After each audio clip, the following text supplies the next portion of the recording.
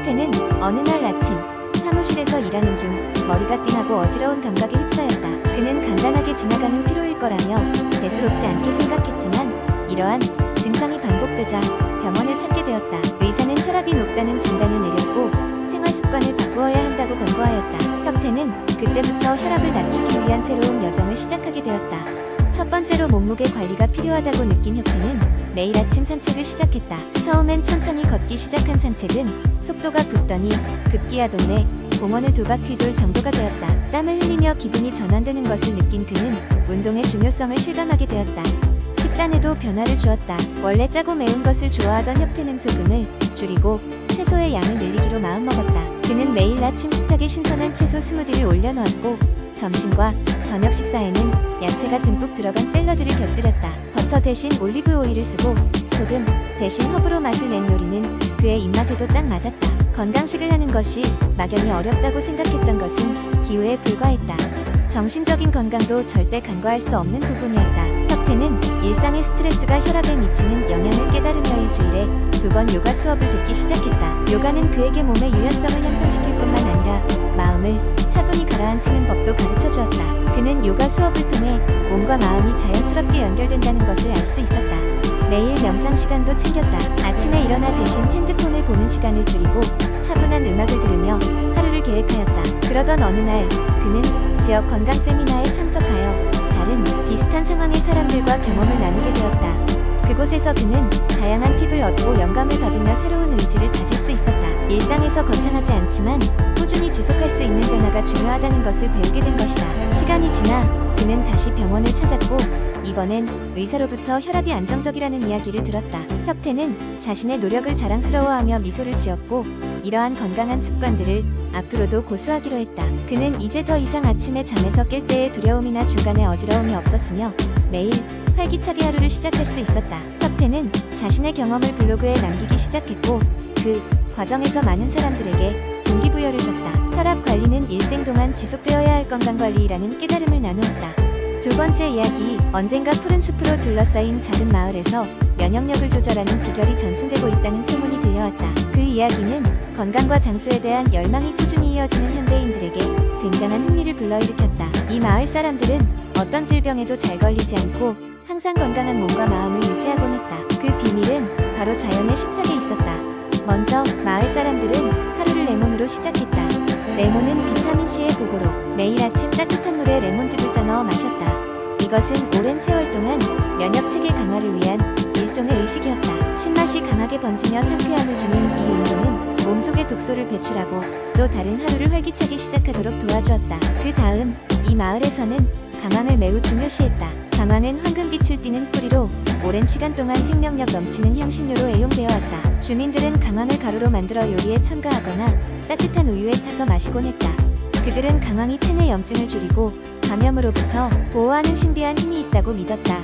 셋째로 그 지역에는 다양한 종류의 버섯들이 자생하고 있었는데 특히 표고버섯이 손꼽혔다. 표고버섯에는 면역세포를 활성화시키는 성분이 다량 함유되어 있어서 주민들은 이를 다양하게 조리하여 식단에 포함시켰다. 버섯을 숲으로 요리하거나 말려서 보관했다가 필요할 때 다시 물에 불려 사용하곤 했다. 버섯의 풍부한 향과 깊은 맛은 주민들의 식탁을 더욱 풍요롭게 했다. 또한 이 마을에는 부드럽지만 씁쓸한 맛을 지닌 케일이 즐겨 먹혔다. 케일은 슈퍼푸드로 잘 알려져 있으며 비타민 A, C, K뿐만 아니라 다양한 미네랄이 풍부했다. 마을 사람들은 신선한 케일을 샐러드로 만들어 먹기도 하고 스무디에 넣어 마시기도 했다. 케일은 피로 회복을 도와주고 면역력을 높이는 데 큰 역할을 했다. 마지막으로 이 마을의 주민들이 사랑한 것은 각종 야생 베리들이었다. 야생에서 채취한 블루베리, 라즈베리, 거기에 창피하지 않게 자라나는 아로니아 베리까지 모두 빠짐없이 먹었다. 이런 베리들은 항산화 물질로 가득 차 있어 세포 손상을 막고 노화를 늦추는 데 효과적이었다. 이렇듯 자연의 축복을 받은 마을 사람들은 자신의 건강을 유지하며 행복하게 지내고 있었다. 그들에게 있어 자연식품은 단순한 식재료가 아닌 건강과 삶의 질을 높이는 가장 기초적인 방책이었다. 현대 과학이 결국 입증한 이것은 오래된 지혜와 자연의 힘이 결합할 때 비로소 완성된다는 사실이었다. 그렇게 마을 사람들은 오늘도 자연의 식탁에서 그들만의 이야기를 이어갔다. 세 번째 이야기, 요즘 사람들은 건강한 삶을 위한 최우선 과제가 바로 올바른 식습관이라는 것을 인식하고 있다. 이러한 인식의 변화 속에서 등장한 것이 바로 슈퍼푸드이다. 슈퍼푸드란 말 그대로 영양소가 풍부하고 건강에 이로운 음식을 의미한다. 그럼 어떤 음식들이 슈퍼푸드로 불리며 이들을 왜 우리의 식단에 포함시켜야 할까? 첫 번째로 거론될 슈퍼푸드는 아보카도다. 아보카도는 숲의버터라고도 불리며 건강한 지방산을 다량 함유하고 있다. 내 이야기는 대학 시절로 거슬러 올라간다. 그때 나는 학업에 치여 건강한 음식에 신경 쓰지 못했지만 아보카도 덕분에 어느 정도 균형을 잡을 수 있었다. 매일 아침 샐러드에 한 조각씩 넣어 먹으며 하루를 시작했더니 소화가 잘 되고 피부도 좋아지며 컨디션이 점차 나아졌다. 이 작은 변화를 통해 아보카도의 건강 효능을 몸소 체감할 수 있었다. 다음으로 소개할 슈퍼푸드는 블루베리다. 블루베리는 항산화 물질이 풍부하여 체내 활성산소를 제거하는 데 큰 도움을 준다. 친구들과 함께 산행을 다닐 때 접어든 피곤함을 이겨낼 방법으로 블루베리를 우연히 찾았다. 한 친구가 간식으로 가져온 블루베리를 한 줌 입 안에 털어 넣었는데 그 새콤달콤한 맛의 피로가 한순간에 날아갔다. 그 이후로 블루베리는 나의 트레일 러닝 간식으로 자리 잡았다. 또 하나를 알려주자면 귀리는 그 어떠한 거창한 설명 없이도 우리가 매일 소비해야 하는 음식 중 하나로 자리 잡아야 한다. 특히 아침 대용으로 귀리죽을 만들어 먹곤 했다. 하루 첫 끼니를 소홀히 했던 과거를 반성하며 아침마다 간단하게 귀리를 우유나 요거트에 섞어 먹은 덕분에 나는 하루 내내 에너지를 충만히 유지할 수 있었다. 그 결과 귀리의 상쾌한 에너지가 나의 라이프 스타일을 점차적으로 긍정적으로 변화시켰다. 마지막으로 강조하고 싶은 것은 케일이다. 케일은 고단백질과 비타민, 미네랄이 풍부한 녹색 채소이다. 예전에는 퍽퍽하고 쓴 맛 때문에 먹기 꺼려한 적도 있었지만 어느 날 친구의 추천으로 케일 스무디를 만들게 되었다. 다른 과일과 함께 믹서기에 갈아 넣었던 그 스무디는 마법 같은 맛이었다. 그 후 케일은 빠르게 필수 채소로 자리 잡았고 신체에 직접적인 이득을 느낄 수 있었다. 슈퍼푸드는 그저 그런 유행어가 아니다. 이는 우리가 홀대할 수 없는 자연의 선물이다. 과거에는 단순히 맛에서 오는 만족감을 추구했지만 지금은 슈퍼푸드를 통해 건강과 풍요로운 삶이라는 더 큰 그림을 보고 있다. 그러니 우리 모두 이 슈퍼푸드 리스트를 활용하여 더욱 건강하고 활기찬 삶을 살아보자. 네 번째 이야기. 옛날 어느 작은 마을의 사람들은 약초와 자연치유법으로 유명한 현자를 찾곤 했다. 이 현자는 사람들이 면역력을 높이고 건강하게 살 수 있도록 돕기 위해 자연이 제공하는 것들을 어떻게 활용할 수 있는지에 대해 많은 연구를 해왔다. 어느 날 많은 사람들이 이를 배우고 싶어 몰려들자 현자는 마을 광장에 모인 이들에게 면역력을 높이는 7가지 자연요법을 이야기해 주었다. 첫 번째 자연요법은 균형 잡힌 식사였다. 그는 다양한 과일과 채소, 곡물이 풍부한 식단이 어떻게 우리의 몸을 건강하게 만드는지 설명했다.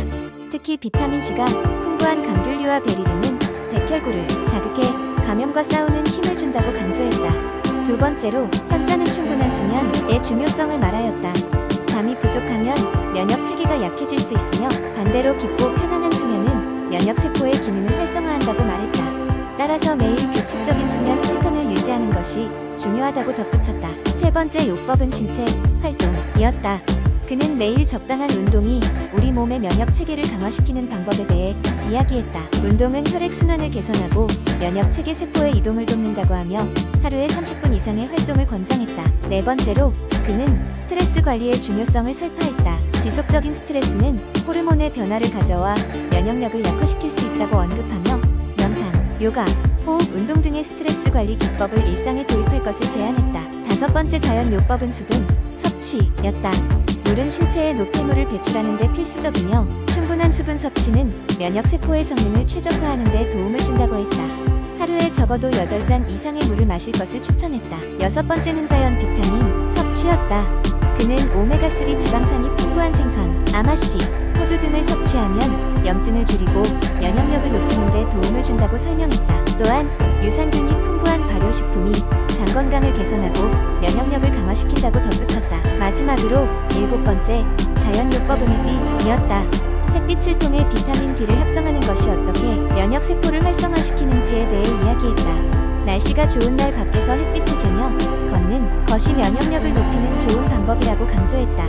현자의 이야기를 들은 마을 사람들은 그의 조언을 실천하기 시작했고 그로 인해 마을에는 예전보다 더 건강하고 활기찬 에너지가 넘치게 되었다.